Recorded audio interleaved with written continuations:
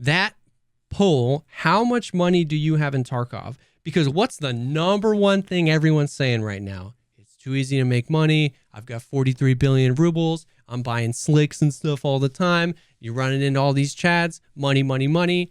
That's it. Well, how much money do you have in Tarkov, right? 33,000 votes, which is more than I thought I'd get, but definitely not the entire Tarkov community. I understand it. How much money do you have in Tarkov? Understanding that people can lie if they want.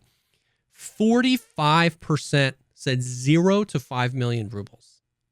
45%. That blew my mind.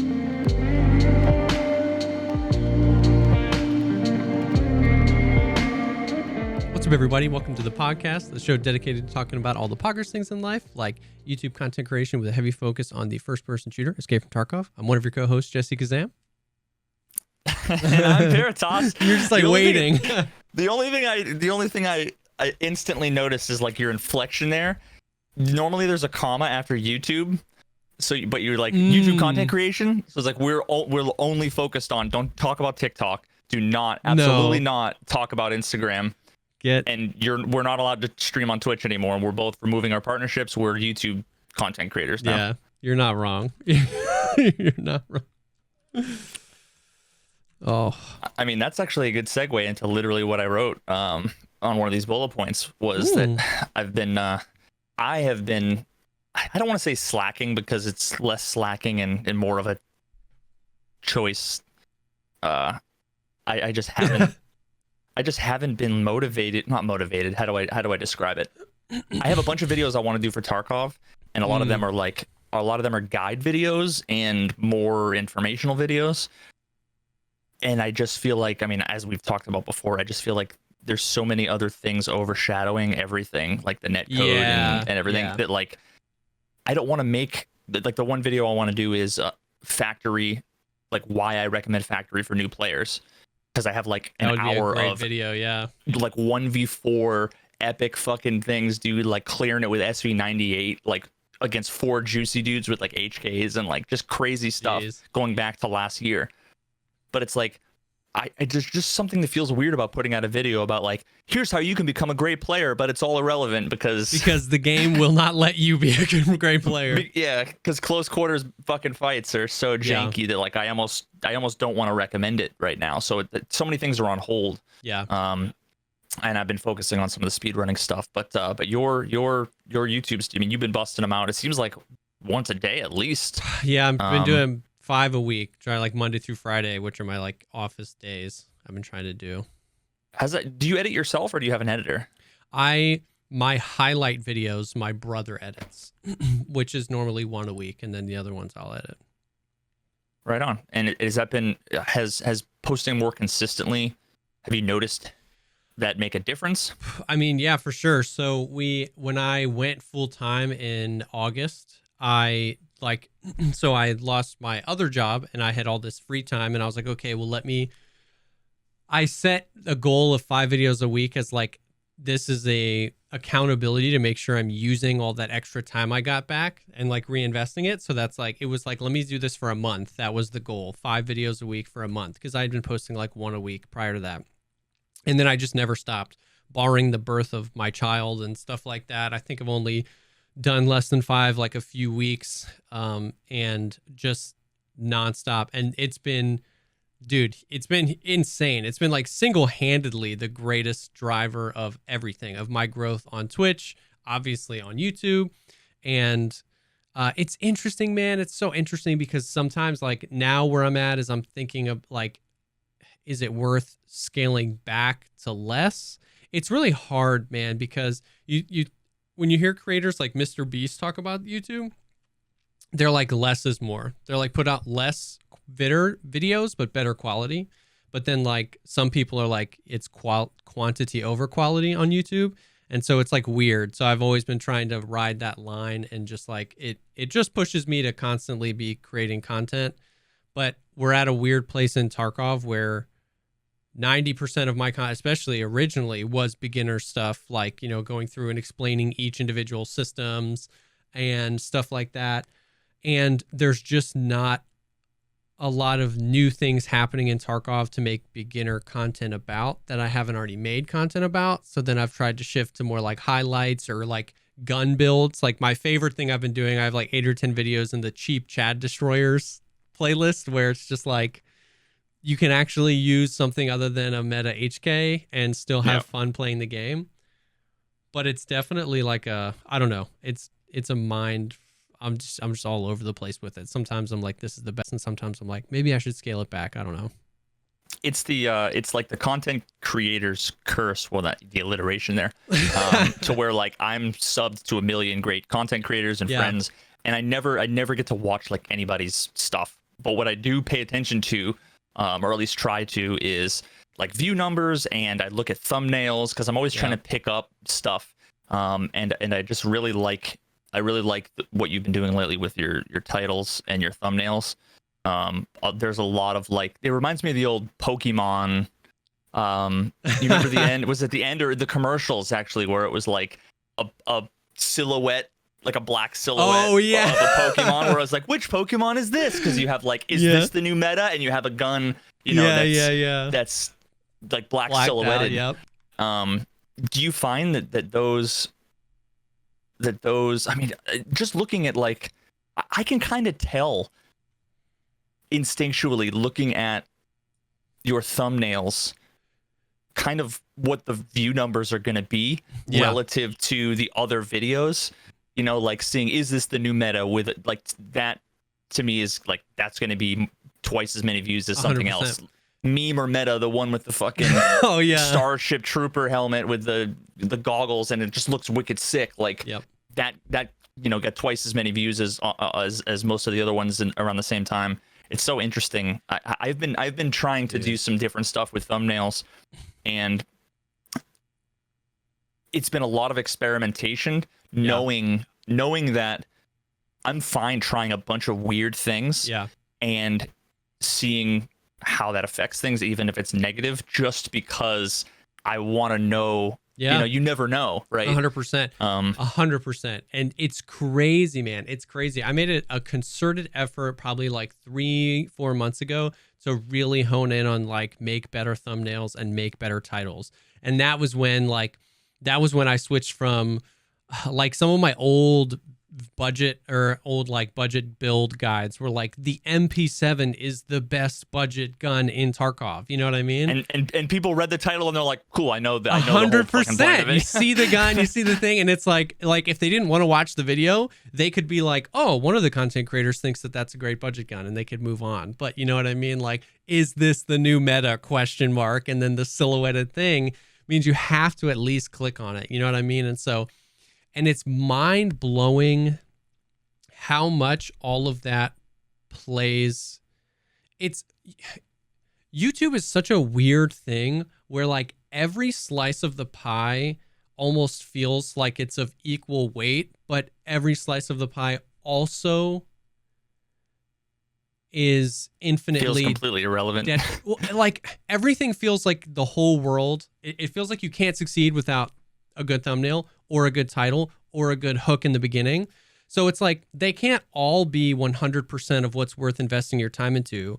So it's like it feels like they all only represent 10% of a good video, but any one of them can bomb a video. I guess that's what I'm trying to say. Yeah, like, you know what I mean? Thumbnail. Yeah, it's like you as the creator have to think about 10 things, and you have to make all 10 things great to get a viral video. But if any one of them, it's not going to be a mediocre video. You put up a misleading title or a bad thumbnail and it's just not going to work. The content from the minute 1 to minute 30 is great, but it's just YouTube, the algorithm is so when you have like however many hundreds of thousands of hours of content being uploaded every minute, it gets to pick the best of the best. So sometimes it's stressful because every time I do experiments, I learn like, wow, the titles really matter. Oh, wow, the thumbnails really matter. Oh, wow, the first 30 seconds of the video. You know, I used to be the very first 30 seconds of my video, every single video was, you know, what's up, guys? This is JesseKazam. Welcome back to another Escape from Tarkov video, blah, blah, blah, blah. But now it's like as soon as the video hits, it's like sniping is in a really weird spot in Escape from Tarkov. And I think this gun is going to be a good one. I'm And Jesse did because you increase retention early? yeah, Basically? yeah, a little bit, but even it went from a straight down to like a little bit, and it's just Yeah. there's so much to it, man, and everything has its own give and take. The amount of like it's so funny that you said that you were like, man, what you're doing with your titles and your thumbnails recently, the amount of comments I've gotten have tenfold, 20-fold where like I like your content, Jesse, but these thumbnails and titles have been getting really cringe. Those types of comments 300 times what I used to get. And it's like I want your content. Sorry. I want your Yeah. I want your content to be put in front of me and to be so not noticeable and so subtle yeah, that I would never see it, but I want to see it. exactly. So, thanks for making it fucking stand out to me. Exactly. It's crazy. And so there's always like the give and take, and there's always the back of my mind where I'm like, I don't want to clickbait people or do anything crazy. So I don't know. But overall it has been like well worth investing my time into. You know what I mean? Like it's, the amount of follower growth on Twitch, the amount of viewer growth on Twitch, last year at 2020, in January of 2020, we had just celebrated being at like 2,000 subscribers, and now we're at 63,000. And so like, it's been well worth it, but it's funny that you bring it up because just like recently, just these past few weeks, it's been a really stressful to try and like keep up the amount of content and the quality of content while Tarkov is, I don't want to say floundering because I think that feeds into this narrative that Tarkov's a terrible game and it's in the worst spot it's ever been. But it's a few things in Tarkov are kind of causing it to stall out from the player-based perspective. And that makes it harder to make content for. Doesn't mean I believe in the game any less or think long-term it'll be good, but it's been dude, I've been stressing about like YouTube content and stuff. It's fun and it's definitely worth it, but I've gone through this last couple months has been for the first time where I'm like, partially for my own like mental health, I'm like, I don't want to make any content related to Tarkov right now. yeah. And you know what? Everybody's gonna survive, and I'm gonna fucking survive. Yeah. Like sometimes you need to look yourself in the mirror and say that, because back in the day, it used to be, oh my god, I haven't edited 2 videos today. Yeah. Like I'm dead. Like as a content creator, I am. Yep. So whatever. And I've been definitely not caring less, but more, I guess, like accepting and realistic. Yeah. And just like, if I don't feel like doing it today, I'm not gonna do it. I'm gonna take a break. Mm-hmm. I'm not gonna force it. It just feels it feels like I'm lying if I make a video that's like a highlight video, because all I have is, I literally have thousands, terabytes Yeah. of epic clips that I could literally make. I could be like Pestily and put out 3 highlight videos a day, Yeah. every day for the next couple of months. I could easily and they'd probably all get, decent views, and it would be free money. But it's just like, there's something about that just like where I'm at mentally, it feels disingenuous. Yeah. So I'm just like, I kind of want to take a break as much as I can. I'll dabble in Tarkov a couple times a week or whatever, but I mean, in a perfect world, I need to just take 2 weeks off and like not look at Tarkov, because then if I come back to it, maybe it'll feel fresh and I'll like be excited about it again. But yeah, it's always hard because I always want to play it, but I'm so quickly brought back to the instantly like, oh no, I fucking remember why I hate this. You know what I mean? So 100%. I think I just need a break. Yeah. But one of the really interesting things I noticed, and then if you want, we can move on. But there were 2 videos I did recently. They were just highlight videos. They're really similar thumbnail designs, although one was black and white, and one was like green and brown, like slightly less contrasty. And I'm sure the colors and the look and the verbiage and everything, like one's Tasty Shots, because it was just a bunch of like sick one taps, and another one was Headhunter, and it was like Shooter Born in Heaven. And I don't know if I mentioned this somewhere to somebody, and I don't remember if I did last week or not. But if you look at those two videos, literally a week apart, really similar content, same kind of style thumbnails. One has 88,000 views. The next one has 19,000 views. And you want to know why? And I'm 98% sure. Of course, it's like the algorithm is like Tarkov ballistics, where there's a million factors that you kind of think you know, but you never really know. Yep. You know, who knows? Maybe there was 100 videos that all went out that were epic that day, you know, or whatever. Yep. But I'm fairly confident that I know why that video bombed so hard. Why? And it was because I didn't check one box when I published the video until I realized it 45 minutes later, and I went, ah, shit. And then I fixed it. What box are you talking about? I didn't monetize it. Oh yeah, that'll do it. So YouTube does not want to. And you would think that, like, there's some part of me that thinks that, like, I don't know, like my gut tells me, like, when I hit that monetize button, I feel like it's like less people. It's almost like if you're gonna put your chat in sub mode, I feel like there's going to be less viewers because, you know what I mean? Yep. But YouTube is like, I want money. Yep. This guy's putting a bunch of ads on his video. I'm going to show it to as many people as I can. And the biggest part of the video of growth of getting into the algorithm is that first hour. And for the first 45 minutes, it wasn't monetized. And I just so happened to notice when I was going through my list, I was like, what the fuck? Why is this not monetized? Yep. Bro, yep, exactly. That's so interesting. Yeah, 60,000 views. YouTube's like, nah, dude, I don't want to show content that I can't make money on. Like, when I have content to show these people, dude, it's crazy, man. Yeah, like you're saying, the algorithm is it's such an unhealthy thing to try to learn, but like you have to try to learn it to get better at YouTube, but it's not something that can be known. So it's like, because exactly, like you could do everything right, and you know somebody else posted just a better video that's circulating because the algorithm picked it up early. You could post 15 minutes later than you would normally post, and that could change everything. You know what I mean? If you misspelled something in the title or like, it's just insane, bro. It's insane. Like, it's so weird. And trying to learn it does have such a positive impact on your channel, trying to get better at each individual thing. But as soon as you feel like you understand it, like, you know what I mean? It's weird. So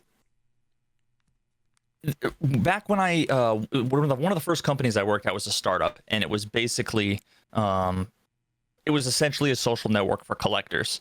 And part of what I worked on was essentially the algorithm. Okay. It was a recommendations engine that would serve up related content, and it used a fairly simple like Bayes classifier that basically actually, you know what, I don't need to get into any details, it's fucking boring. But in a nutshell, these systems are such that the people that make them know the underlying sort of algorithms. But if you understand the underlying algorithm, that doesn't mean that you know what the end result is. Yeah. It's like a big black box, and you know all of the constituent pieces in the black box. They do this, and it does this, and it does this, but there's so many elements that change things that when you see something go in and you see something come out, all you can do is say, oh, okay, it looks like, you know, this one was red when it went in, and then you got a higher score. Yes. But this one was red when it went in and it got a lower score. Or maybe red doesn't matter, and then something else goes in that's blue. You know, it's like you can only make correlations, and you have to try to guess, you know, and figure out and educate yourself. Look at analytics to figure out like what the causation is. Yep. So it's really super interesting, and unfortunately, I don't think anybody fucking really knows how it works. Not at all. It's crazy. And it's such a different thing when you have, it's such a different thing when you have algorithmic weight to lose versus like brand new channels. Like when people start their channels, it's like, dude, you can't lose. You know what I mean? You've got 12 subscribers. You don't worry about the algorithm. Like you need to learn what content you enjoy making, what content, like this, that, and the other. You can kind of just shotgun approach and make a bunch of stuff. But like so the Pestily thing that happened, I mean, obviously you saw, he got banned on YouTube for like 8 hours. And then he posted that screenshot where he was like, I'm back, but I'm getting like no views on my videos. And I know that some people took that as like, oh, you're complaining about how many views. Dude, when you have like algorithmic weight to lose and something messes it up, whether it was you posted a really bad video or you got a content strike or something like that, like it's crazy. So the stress, I mean, especially when level, you're on the grind like him. Yeah, he posts literally 3 videos a day. Like yeah. He's all about the momentum of the algorithm and keeping it rolling. And then all of a sudden when that wheel comes to a halt, it's like, like everybody please help me push the wheel, get it going again. It's crazy. So like it gets more, the bigger your channel gets, the more and more stressful it gets, because you're like, now if I post a bomb video that gets 300 views, that's gonna make the next video, no matter how good it is, get less views. You know what I mean? And it's wild. It's wild. So but we're gonna have to see when I publish. I just finished editing. I still have to render it all, and I was gonna do it before this, but it usually takes 4 or 5 hours. Yeah. If I don't do a 2-pass on it, with like a super high bit rate, the video just comes out fucked. So I don't know why. So I'm gonna have it go overnight, but it's gonna be really interesting to see, because like again, I don't know how this works, but I just assume that my channel is in like a Tarkov bucket. Yeah. So like when I make music content, it doesn't go to music people. It goes to Tarkov people and some people who are like Tarkov and music, but it kind of flounders because it, so that's why I made a separate music channel. Yeah. When I made like Valorant content, it fucking, tanked and whatever. I still enjoyed making the content and that's fine. Now with the speedrunning stuff, like literally these types of videos that I am making, and I think that that I did for this first episode is on par, with some of the video series that I fucking love that I couldn't be without. Yeah.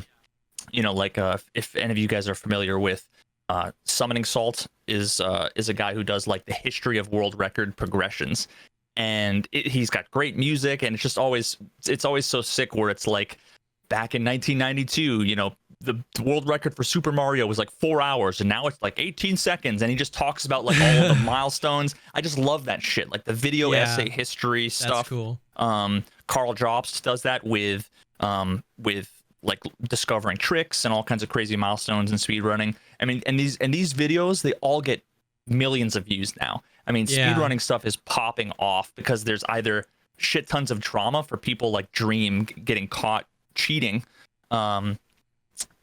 or someone broke another record, and those things just always go crazy. Yep. So the interesting thing is that like I know that the content that I'm making, it's like all of the best elements of all of these different channels. I know that if I could sit every human being down that watches all these other channels and watch these videos, they would love them. They would subscribe, right? But I have a feeling like they're probably going to get 10,000 views and probably get major downvoted because it's going to be like, I started speedrunning. Everybody's going to be like, yeah, you quit Tarkov. Yeah. And that's going to be the initial like eat shit, whatever. Or for all I know, this could skyrocket the channel to new heights. I mean, who the fuck knows? I doubt it. Yeah. I mean, you never know if like it tries to serve this video to a speedrunning audience like a little bit just to see, and then if it gets traction there, maybe who knows? Yeah, so we'll see. But yeah, so I finally ended up finishing episode 1. I did have to do Ocarina of Time is going to be 2 episodes. I did a whole like history leading up into everything. I'm going to premiere it I think tomorrow night probably. Nice. Which is Friday the 19th. That's cool. And then I speedran for 6 weeks, and I managed to do like a preamble, the history, a whole bunch of tricks, a whole bunch of stuff, and then I got through the first 10 days and then I'm like, it's an hour. Like I gotta just Oh cut my God, bro. it. Yeah. Dude, you want to know something? Like, here's something that'll probably stress you out. 90% of my videos, I sit down at the beginning of the day. I have no idea what video I'm going to make. I film the video in one take and I just chop it up, export it, and upload it that day. I mean, like that's how I back in the day when I was busting out a highlight video a day. Yeah. For some reason it was easier when I was working full time. I don't know. I felt like I could like work and come home and I have like, okay, it's 5 o'clock. I'm gonna edit until 6:30 and then I'm gonna stream. Yeah. Now it's like I have all day to edit, so I spend all day editing.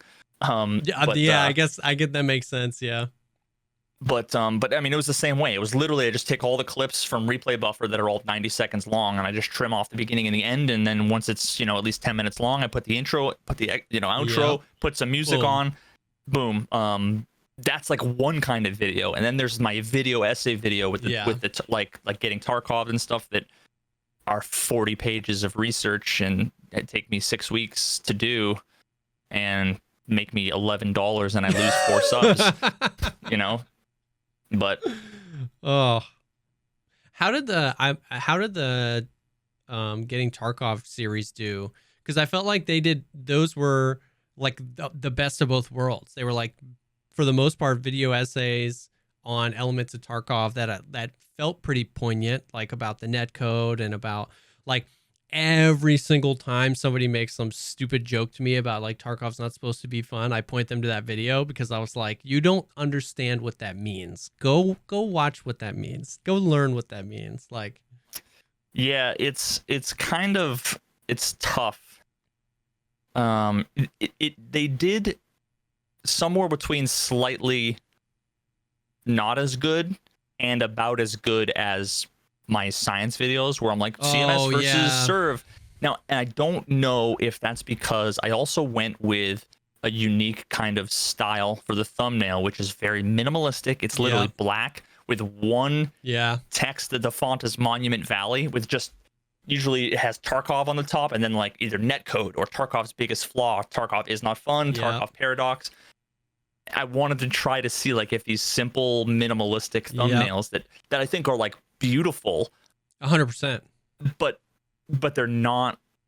When I have a fucking bright red thumbnail with yellow and white highlighted words, and I do an outline with a white fucking stroke around it and make it glow, they just get a lot more views. And it's kind of like, part of it sucks, but then the other part of it is like, I will never like lose respect for anybody for doing the things that they need to do to like satisfy the algorithm, because I have done that at times and I completely understand. But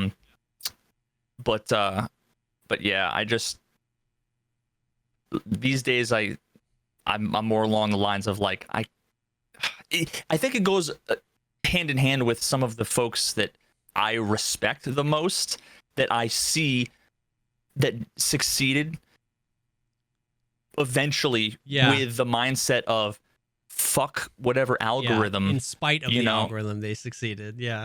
Like, I'm just gonna make my fucking art, and if you like it, whatever. If you don't, whatever.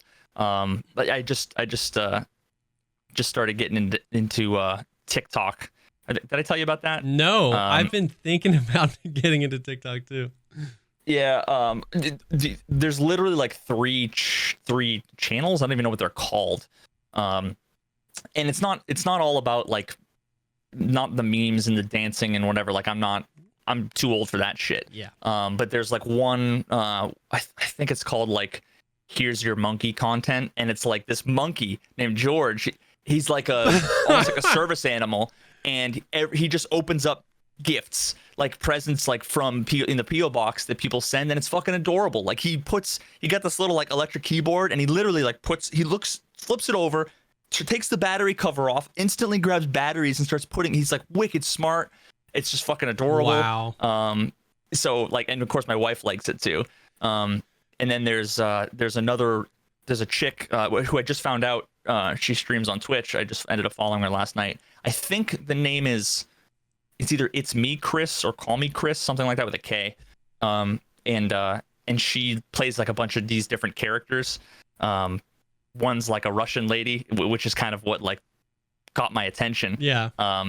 You know, but yeah, one of the videos that I was going back through some of her stuff to see like some of the older stuff, because I really like to see, okay, this person has 8 bajillion, you know, followers.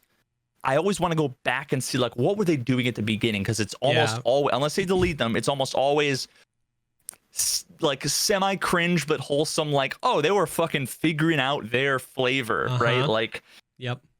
You know, before she had her character, she was just like lip syncing along with like recordings of like for movies and stuff like that. It was like before she kind of found her voice.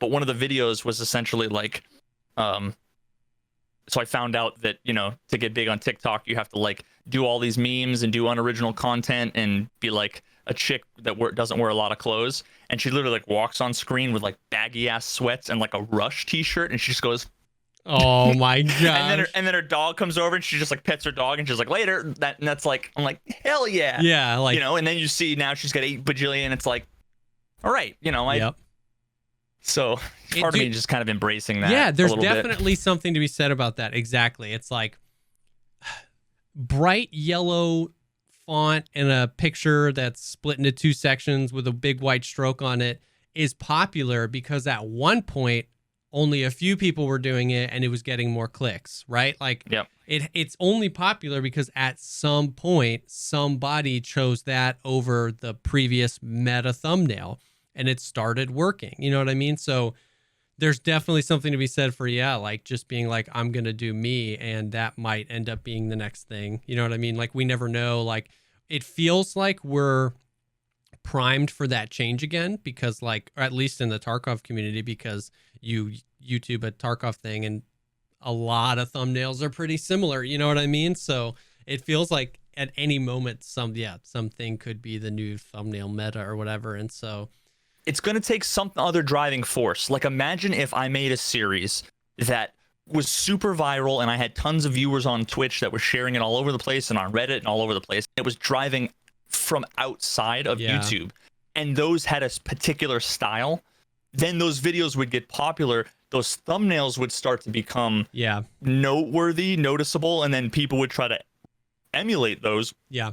And then it would turn into a new meta, right? Like, that's what we need. I think it all started with all the fucking Minecraft videos from 5 years ago that all had the big giant, or Fortnite too. Minecraft and Fortnite, the big yellow block letters and stroked characters like removed from the foreground, you know, like. Yep.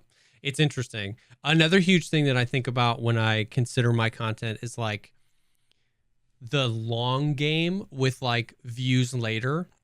Like anything, like my most viewed video on my YouTube channel was one of the most underperforming videos in the 30 days after I posted it. And it was like, I thought I was being super timely with it. I was like, dude, the wipe just happened. I'm gonna put like, this is, or like they announced, so I can't remember because it was like a long time ago. And I was like, dude, this is it. I'm 500 IQing this. And I put out all my contents like, 10 to 20 minutes. And I put out a 59-minute ultimate escape from Tarkov beginner's guide. Like, this is it. And it got like 400 views. Did you put it out right when it wiped? I can't remember. It was around the time. I either tried to put it out right before because I was like, then mine will be the one served when people do it, or it was like right when it wipes or something. And literally, dude, I remember it's a 59-minute video. I spent all day making it. And I was like, I was so bummed. I remember texting my friend and I was like, dude, this sucks. It got like 400 views the first day. After the first 30 days, it had like 2,000 or 3,000 views. And I think it's pushing 150,000 right now. That video's made me more money on YouTube than any video of all time because it's 59 minutes. So I could squeeze 8 or 9 ads in there without it feeling like there's an ad every 2 minutes. Yeah. And I don't know I didn't even know. I checked, it was like a few months later, like 6 months later, I checked my most viewed videos and it was at the top. And I was like, what? It was wild. So a lot of the stuff I'm making, like especially right now with, good gun builds, budget-oriented gun builds, my thought is like, let's say Point 13 rolls around and now we've got 250,000 new people YouTubing best budget guns and escape from Tarkov. You know what I mean? Like I'm trying to play the long game. That was my initial strategy too. I started doing YouTube in like the spring of 2018 or 19. I don't remember. Whatever year we got point 12, we got point 12 in October. And I started making content in March, and I literally started making content for when point 12 came out. I was like, I want to have these videos done when point 12 comes out. So that's another thing too. Like, there's one side of it where you're chasing the viral video. You're chasing the today, in the next 10 hours, I want 50,000 views. I did a podcast summary once. So I was super proud. I got it up. Like, the podcast was still going when I put up my podcast summary because they were just at the end goofing off. And I was like, and I got it up and it got 50,000 views in like 12 hours and then immediately died. It just got, crushed. And I was like, hey, that's cool. Like, you know what I mean? I got the closest thing to a viral video. It died. Now, 2 months later, it has like 56,000 views. Like, it died. So there's that side of it where I'm trying to chase the right now.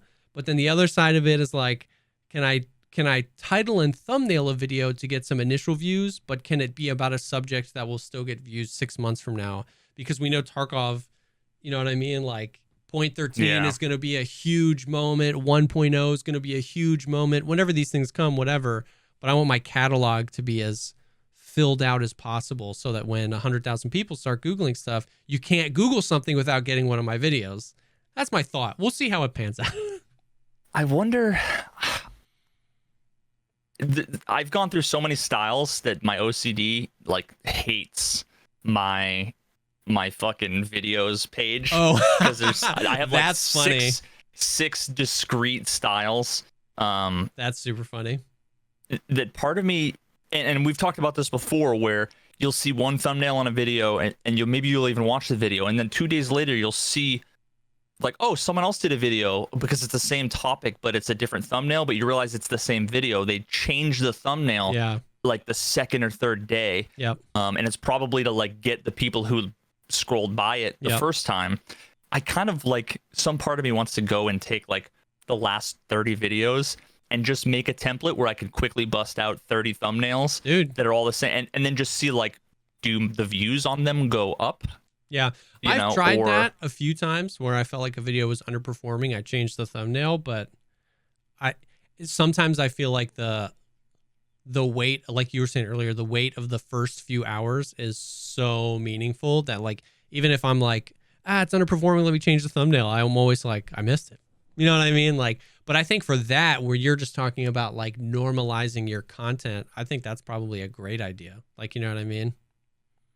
Yeah, I mean, I don't think that, like, most of these videos probably aren't going to get recommended, to anybody right now, that if I were to change the thumbnail or whatever, I think it would only maybe reel in a few new people who haven't watched those videos or who skipped those videos.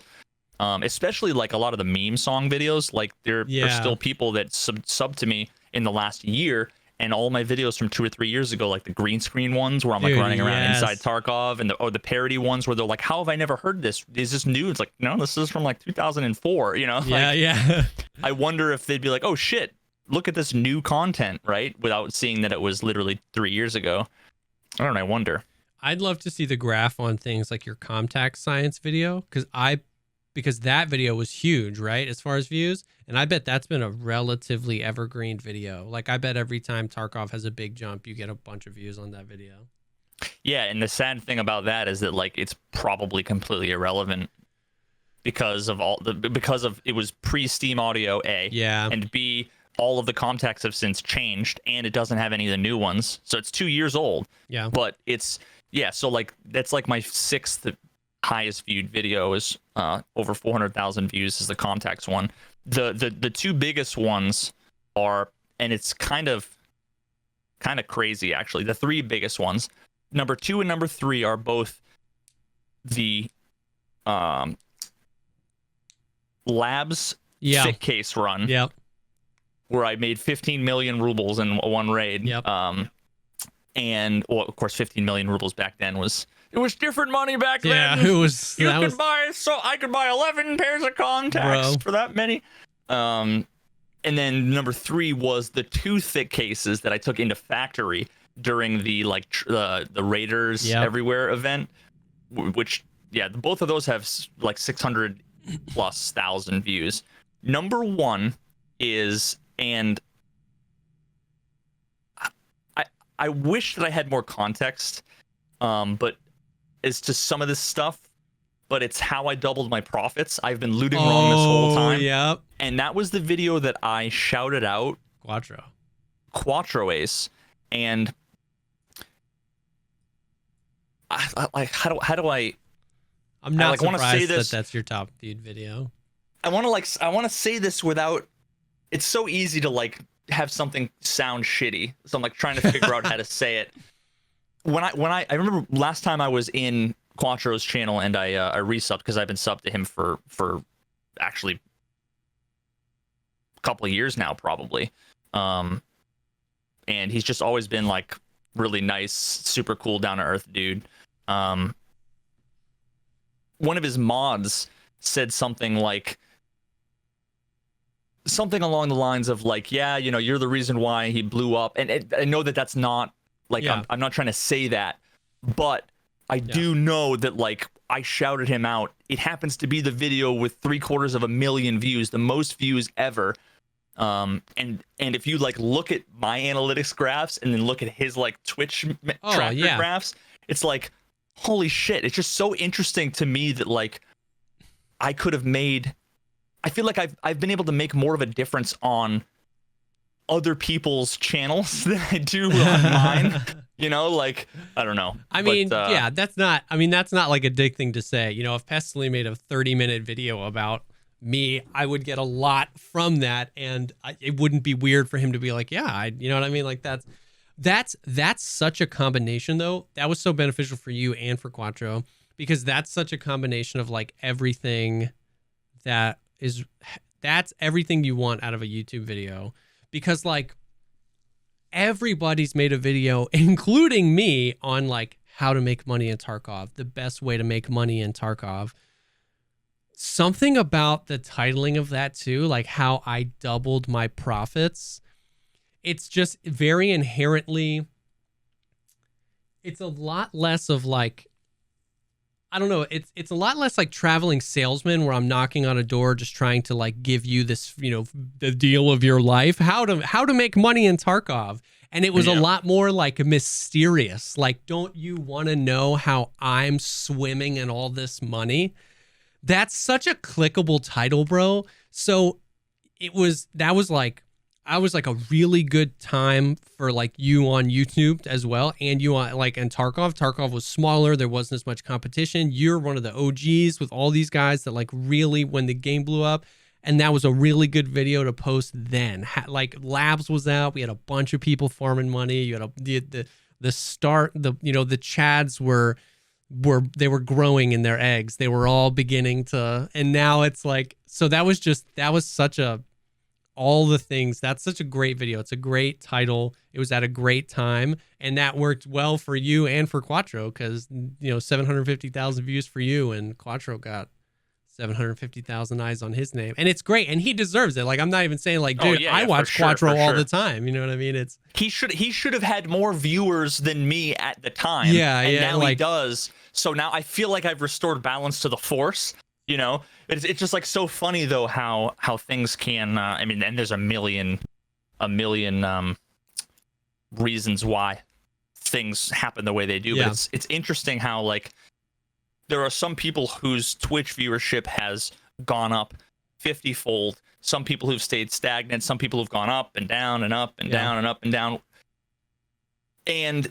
But like the YouTube and Twitch, they like do completely different things. Like there are people who have 5,000 viewers now that a year ago had 150 viewers, that they had 15,000 subs on YouTube, and now they have 20,000. Yeah. So it's like they've blown up on Twitch, and their YouTube is kind of, you know, hasn't really gone. Not I don't want to say hasn't gone anywhere, but like, no, for sure. It's just it's so weird how different these two platforms are. Yeah. It's because everybody that watches Twitch, this is an overgeneralization. Everybody that watches Twitch watches YouTube, but a very small majority of the people that watch YouTube watch Twitch. And I think that's it. My growth from 70, you know, concurrent viewers this time last year to 400 concurrent viewers this time last year, I was actually talking. This is so funny. I was actually talking to my wife about this today we were out on a walk. Isn't because I'm taking viewers from Landmark or from you.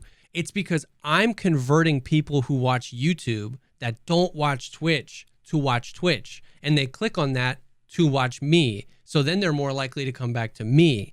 And that's how, like, you know what I mean? And so I feel like that's why sometimes it can feel like they're in sync, and sometimes it can feel like they're crazy out of sync, because it's like, if you watch Twitch, you know who Landmark is, and you're either you like that content or don't, and you're going to do it. That he doesn't have any room to like acquire new, you know what I mean? He's just like, everybody knows, you know what I mean?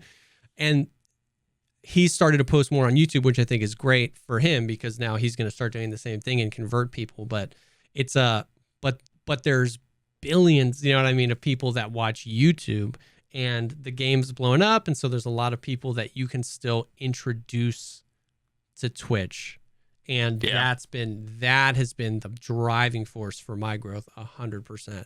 Every single day I get people who's like, yo, you're the first person I ever subbed to on Twitch. I didn't wait. What? I mean, people are like, wait, what is Amazon Prime? That's, you know, if you're on Twitch, it's a meme, you know what I mean? But when you get, it's like, oh, wow. Like that always tells me, it's like, damn, like you're new around here, aren't you? Well, welcome. You know what I mean? So it's interesting.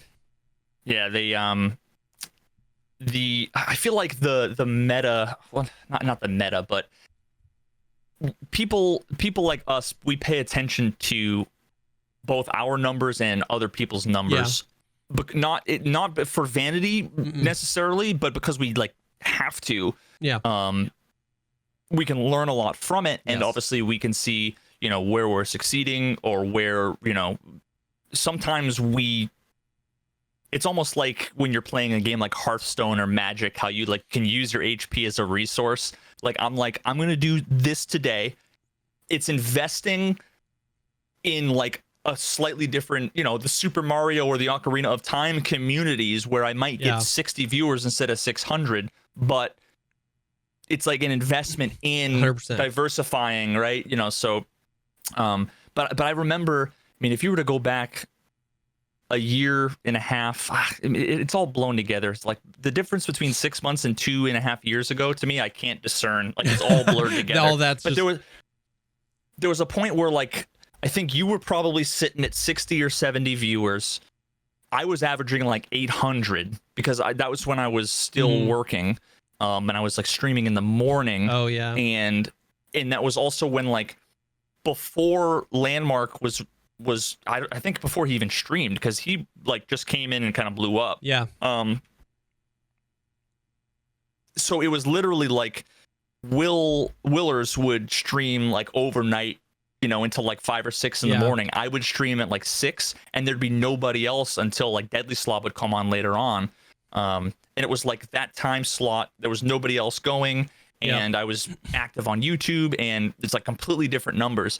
And now these days, I start my stream and I start with like Ocarina of Time, and there's just a lot less people that are interested. Yeah. And the funny thing is that I still get so many people that are like, where have you been? Even though I stream 7 days a week. Every now and then I'll take a day off. Yeah. And the reason why, and it makes sense, because I kind of have this issue myself. When you open up the Twitch page, you have your follow channels on the left, you really only get the top like 10. Yeah. And then it's under the fold is show more. So I have Summit, Shroud, Pestily, Co-Carnage, Sequisha. So in terms of viewers, that's 40K, 17K, 8K, 5K, 2K.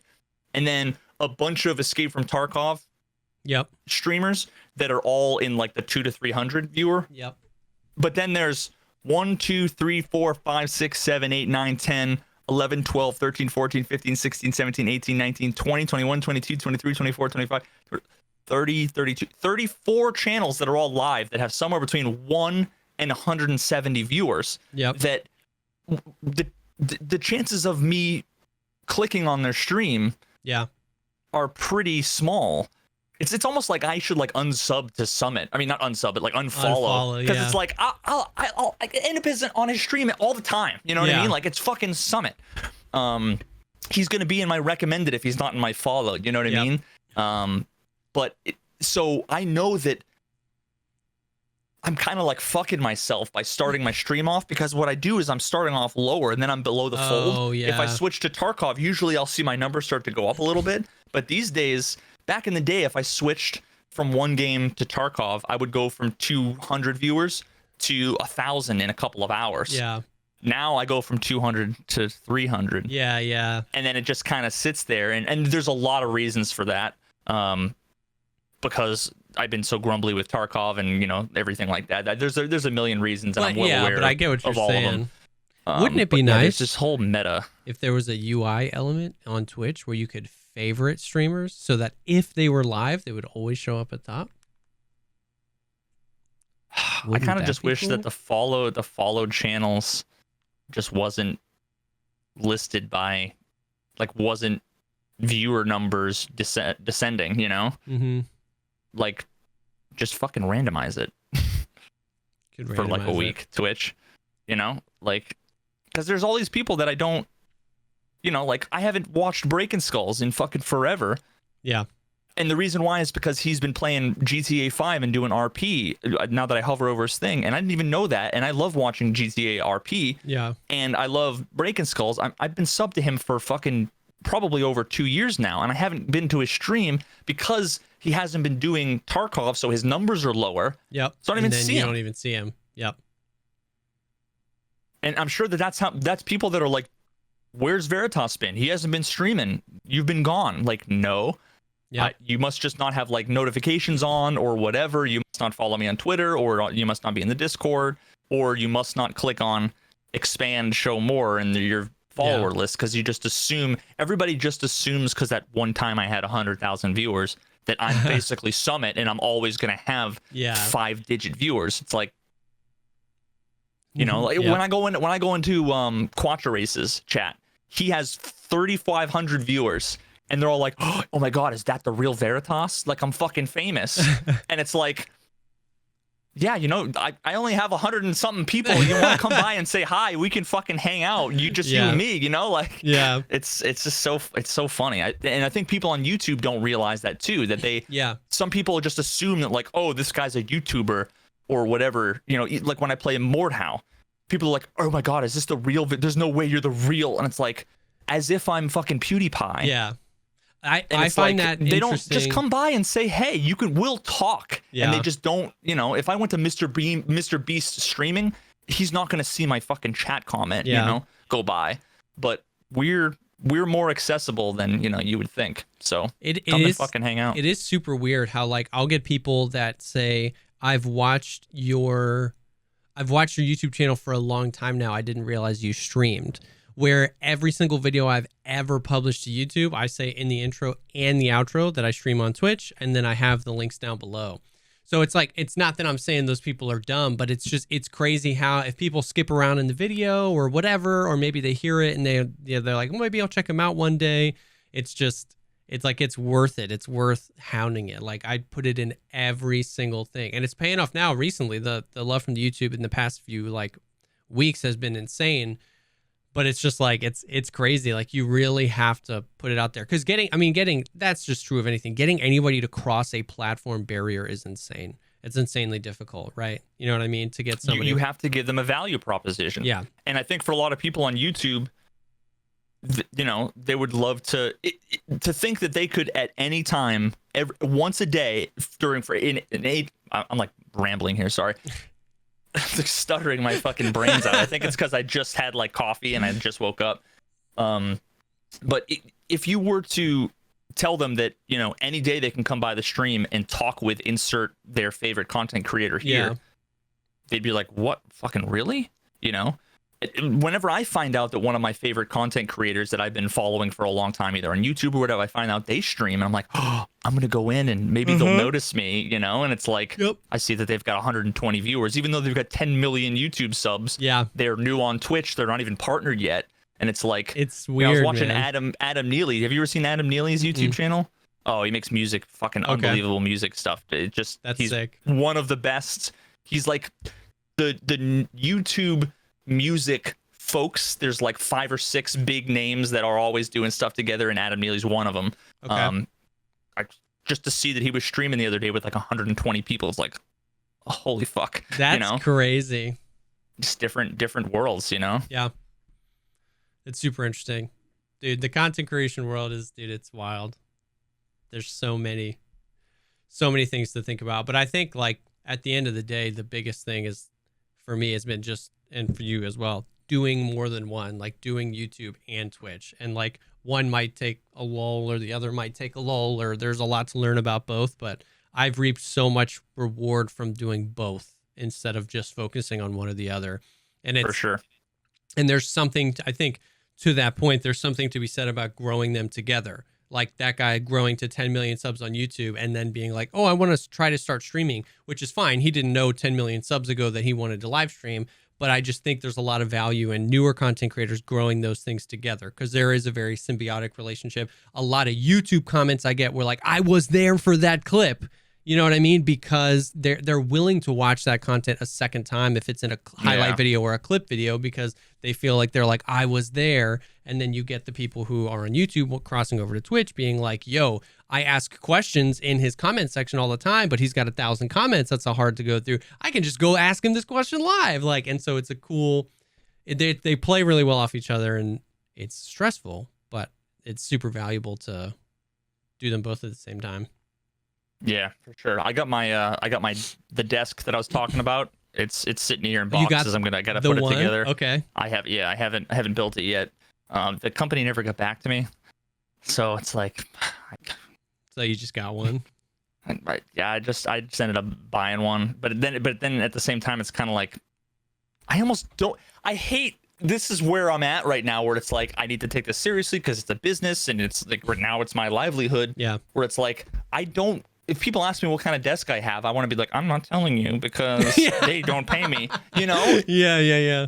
I've been fucking pimping out, Secret Lab chairs and fucking for so long, and they won't answer my DMs and all this other stuff. It's just like, ugh, it's such weird. I'm like reinforcing my desk so that I don't have to get another. I was thinking about buying more legs to attach to it, and I've got like nice 2x4s or like 1x4s that I mount. So like you've got the monitor mount, but that just like squishes through the table. So you put like a 1x4 on the top and the bottom, and it distributes the weight. Like I'm so freaking, because the desk thing just stressed me out. There's too many desks. It's such a pain to change it all over. So I was like, I'll let you know how this goes. Yeah, I'm gonna build real. it because my new rig is coming Monday. Oh. At least that's what the shipping says. That's when balls to the walls. I start doing a whole bunch of other content. I have a million ideas for music related stuff and a whole bunch of other stuff I want to do. And I think that I might start doing more.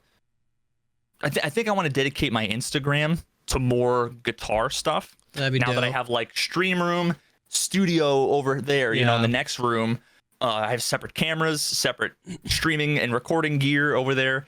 But then also I think I might want to also do, because I think I can like triple dip, and I think it would be really like fruitful, useful, and interesting to potentially jump into TikTok and do. Because here's what I'm thinking. If I were to do a video that was like one of the videos I want to do is about Ocarina of Time, the soundtrack.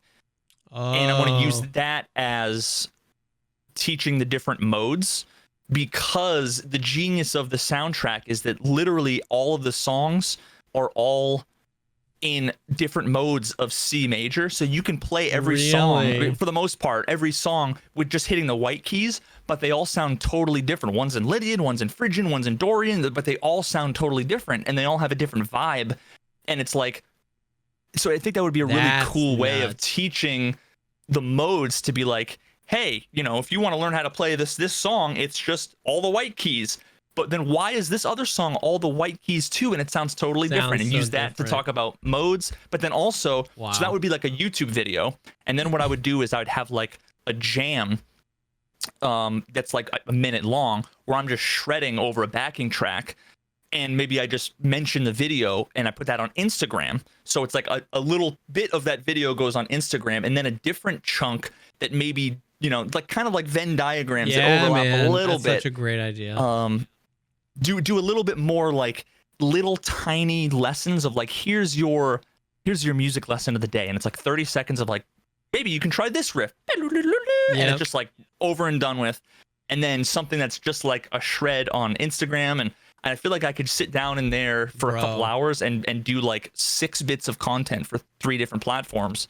That's a great I think it'll be fun. I think that's super worth, just once again experimenting with, investing your time into it, and then seeing what happens. Yep. Yeah, TikTok is nuts for like reach and just the amount of people that consume that content. And music is such a big part of that like that could be a bridge into other content.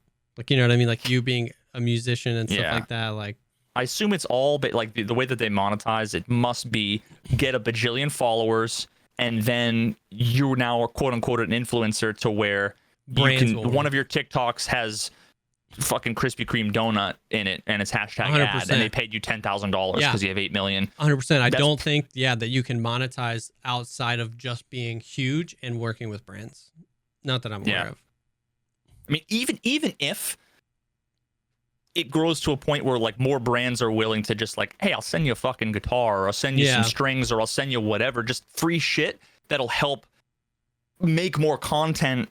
Yeah, that will then help, boost the numbers and, get sponsors and stuff. And for sure. Yeah. I don't know. We'll see. We'll see how that goes. That's dope. I like that idea though, for sure. Yep. For sure. You said something about a poll? Oh yeah. So we talked the other day. It was last podcast about we were talking about Tarkov, and we were talking about how I felt like sometimes we were talking about how I don't necessarily always know what the average Tarkov player is, even though I feel like I do because I make beginner's guides. So I saw up in the comments of the podcast, a bunch of people were putting like their stats, and a bunch of people DM'd me, bro. A bunch of people DM'd me and was like, "Yo, I listened to the podcast. Like, this is my stuff. I don't know if it helps." And I'm like, "Yo, this is sick." So I posted it like 3 hours before the last podcast. So it had like a few thousand votes at that time. That poll, how much money do you have in Tarkov? Because what's the number one thing everyone's saying right now? It's too easy to make money. I've got 43 billion rubles. I'm buying slicks and stuff all the time. You're running into all these chads. Money, money, money. That's it. Well, how much money do you have in Tarkov, right? 33,000 votes, which is more than I thought I'd get, but definitely not the entire Tarkov community. I understand it. Did you put it on Twitter or on YouTube, the community page? Holy fuck. You need to watch the Spiffing Brits video about how the community tab is broken. He did this amazing video on it. You should definitely, the community tab, underutilized. The community, every time I post something on the community tab, it's usually eat shit. I hate your content. Like, well, I post I'm going live every day, and that gets like 60 likes. But think about like the impressions. You know what I mean? What, like, understanding impressions it was showed to somebody whether they interacted with it or not. Think about how many impressions this poll got. If 33,000 people voted, 465 people liked it, and 734 people commented on it. Right? So that's huge. That's huge. So yeah. Anyways, so 33,000 votes. How much money do you have in Tarkov? Understanding that people can lie if they want. 45% said 0 to 5 million rubles. 45%. That blew my mind. I was wondering if making the cutoff, it was 0 to 5, 5 to 10, 10 to 20, and over 25. I was worried thought 5 was too low. I was worried that 20 was too low. I was worried that I should have been like 20 to 50, 50 to 100. You know what I mean? And 46%, 45% of the people of the 33,000 votes said 0 to 5 million rubles. So I was like, man, wow. I wonder. And I would assume that those numbers would be higher than the average because people are more likely to share when they're successful, right? Yes, 100%. Like the second highest category was over 20 million rubles but that was at 23%. So that was almost half as many people. You know what I mean? So like, that's cash, not stash value. Yeah, cash. 0 to 5 million. So that just like, it told me a lot about like a lot more people than I think are still struggling with the game. It told me about the divide, where the second biggest category is plus 20 million. So that's why it feels like that. It's like people that have engaged with this game for a long time, like a year or more, they're all probably stacked. 25 million rubles. I freaking, dude, my survival rate. So my survival rate went down like 2% this week, and my cash on hand value went up almost 20 million. It's insane. The Bitcoin, I'm crafting graphics cards. It's wild, bro. So that's an interesting split. It's not like a lot of people at 0 to 5, a little bit fewer people at 5 to 10, a little bit fewer people at 10 to 20, and a little bit fewer people at over 20. It's like you're either poor or you're rich, which is why that informs a lot of stuff about that informs a lot of the arguments that happen between the casuals and the sweaties, the chads and the rats, which oftentimes just comes down to people who are like, dude, I'm just trying to figure this game out. I've got 3,000 rubles. And then the guy that's got 3,000 hours in it that hasn't even tried and has 89 million rubles. So it just informed a lot of that. So I was like, well, let me do a little bit more research. So I was like, I did another one and I was like, well, what level are you in Tarkov? Because I was like, once again, I'm level 50. You know what I mean? You kind of assume everybody's level 50. Do like $1 per level. Oh, that would actually be super interesting. And this surprised me as well. You can only put so many things in a poll. So I wanted to include higher ranges. So I did 1 to 15, 16 to 30, 31 to 45, and then 46 and above. Oh my God. Let me guess. Yeah. I'm looking at my dog tag cases. Oh yeah. That'd be interesting. To see if like average 265, 5, 35, 40, 18, 33, 20. The average, like the most common has got to be in the mid 30s is my guess. Yeah, 31 to 45 was the most. Yeah. 41% of people said they were in the 31 to 45 range. And then there's people who are level 60. And that was 23,000 votes. Literally every single person in my dog tag case that is above level 50 has TV in their name, or I know that they're a streamer. Yeah. So it's just which like says something. Somebody it either says that they're more likely to stream yeah, if they are a higher level, or they're more likely to be higher level. Yeah. But the comments are super interesting. People saying that they're taking breaks or like a lot of the comments were actually really informing about a lot of the mind frame behind people.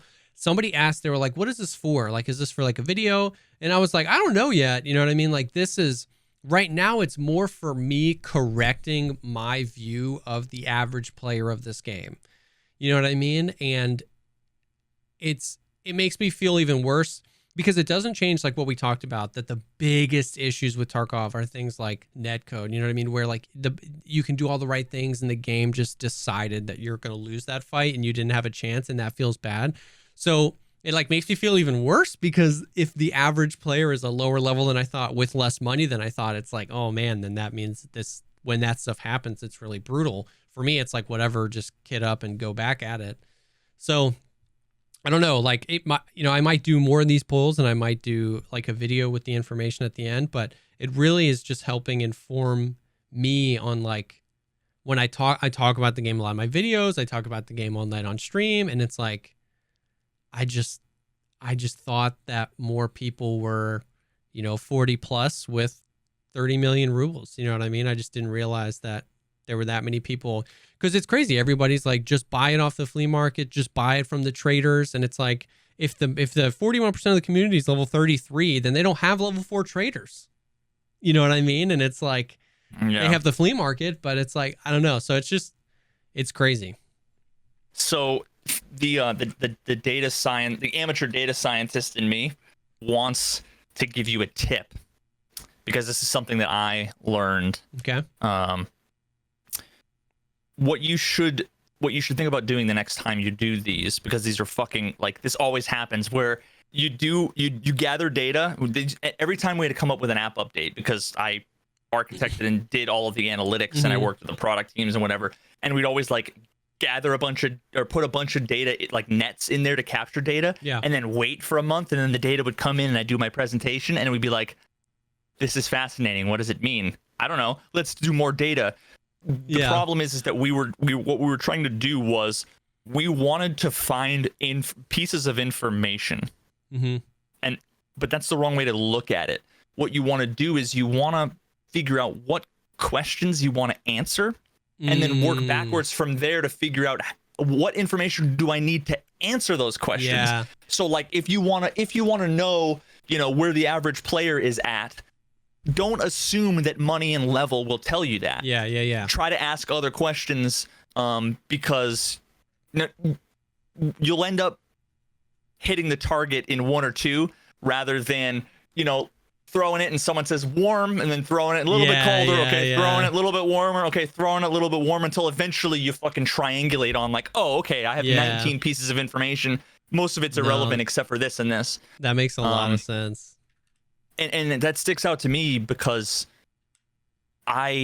even just hearing the way that you were describing the different categories and the different groups, I don't fit into any of those. I'm level 50 something with a bajillion hours, 1,000 raids, and I've got 5 million rubles cash. And that's only because I haven't fucking played more than 3 raids in the last 72 hours.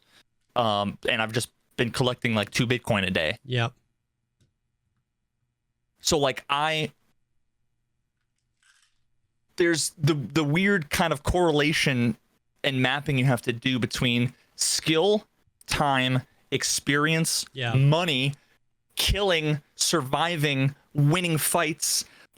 Those things are all completely not completely independent, but there's 900 Venn diagrams that all kind of overlap. Yes. Where if you survive a shit ton, that doesn't necessarily mean you're going to be rich, because you might just be a pussy and hide in a bush and then extract with nothing. Yeah. Or you might always be fully fucking geared because you're killing chads. Or you might always go night raids with a pistol and fill your backpack full of stuff alone on dead servers. Yeah. So yeah.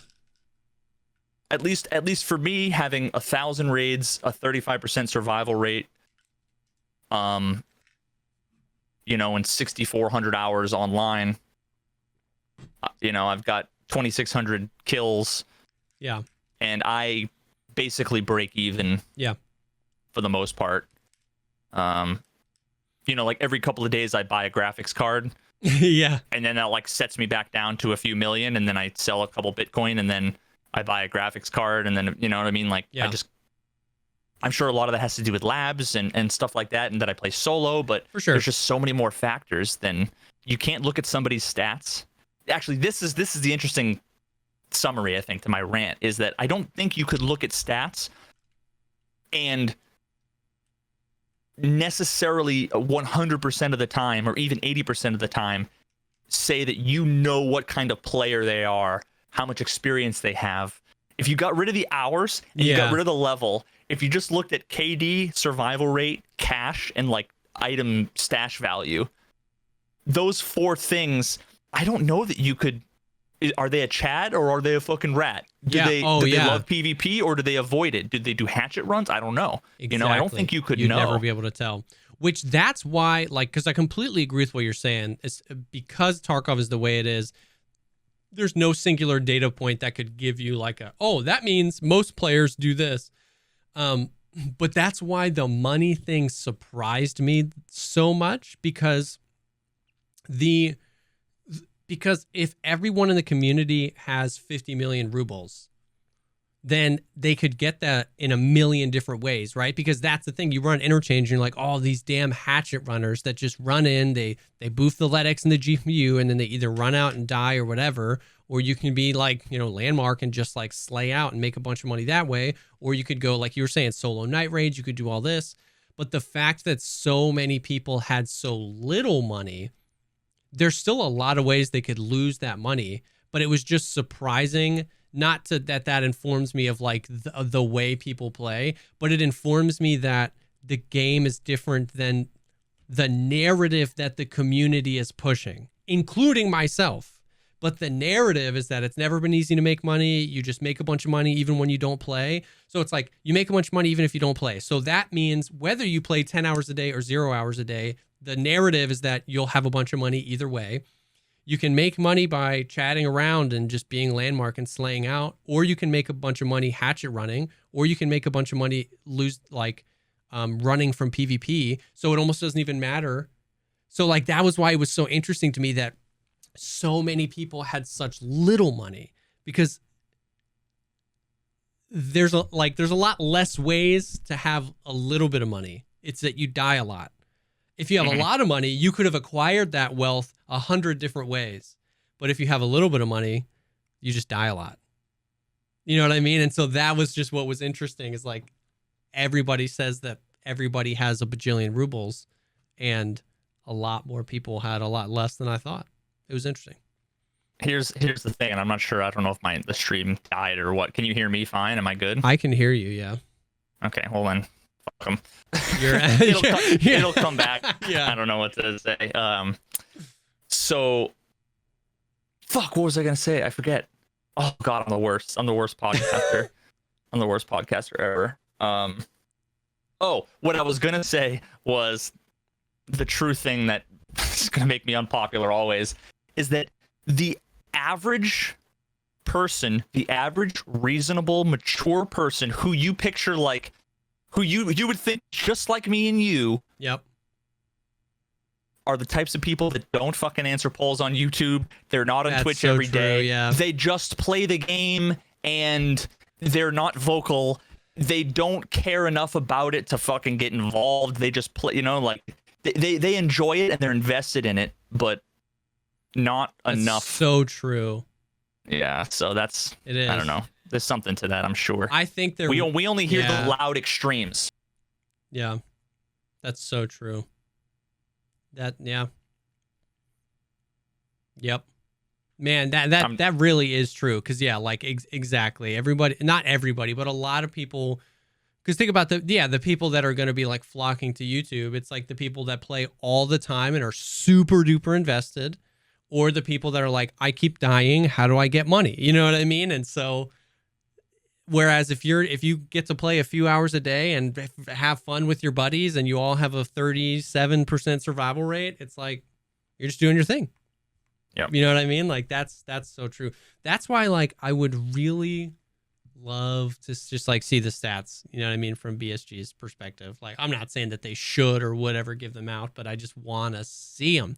I want to see them just because I want to, like, once again, the money thing just shook up how I saw the game, and comparing that to the narrative that I push, it's just like I just want to know the right answer. I don't necessarily feel like obligated as a content creator to right the wrongs or change the verbiage or whatever. It's just like I get a lot of people that come in and ask questions, and I just want to know that I'm not giving accurate information, but I don't know. It's just interesting. I just like you want to know that you're like looking through a non-tinted lens. Yes, I want to know that I'm unbiased. Analyses. Yeah, because I try to be unbiased, and that's the thing. I try to be as unbiased as I can possibly be.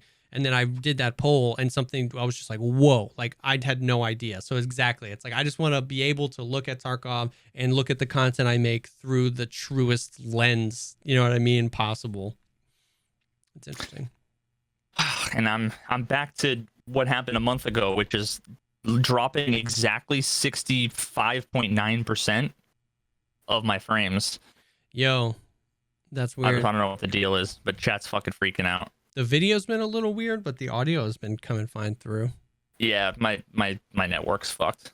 We probably want to wrap this thing up. Yeah, no, that's totally fine. Is. I mean, we got through a whole lot of stuff. We're right at an hour and a half, so everything else was just like we got through all the stuff we wanted to talk about today. We just had a few other extra topics and stuff like that. So yeah, not much going on in Tarkov land, but which is actually kind of nice because it's. If there was like a wipe right now, I'd probably be super depressed because it's like I don't fucking care. I kind of want like there to be a lull while I have a lull, so then like I can come back when that's true. Yeah, that Steam audio is back or something. There's something to like accepting the Tarkov lull and then making sure that you can take the time, play some other games, get refreshed, and then when 12.10 or a big thing hits, we're like ready for it. That's very true. So, well, cool. Yeah, I mean, this has been good. We've been getting a lot more. The traction on the podcast channel's been picking up. If you don't know, we've got our own channel on YouTube. Go sub to it. And yeah, thanks for hanging with us. We'll be back next week for some more shenanigans. Maybe get some guests on soon. And yeah, thanks for hanging with us. Peace.